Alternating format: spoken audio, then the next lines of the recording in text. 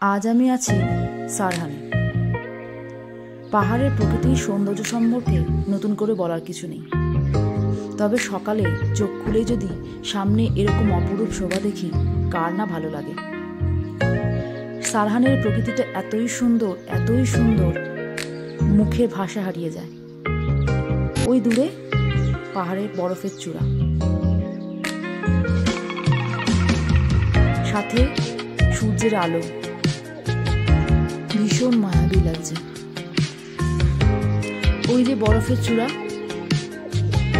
চতুর্দিকে এরকম ভাবে ঘিরে রেখেছে,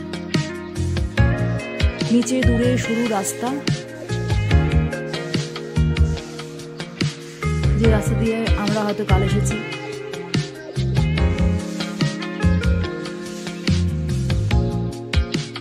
পাখির ডাক, ভীষণ ভালো লাগছে। আমাদের পরবর্তী গন্তব্য বরফের দিকে।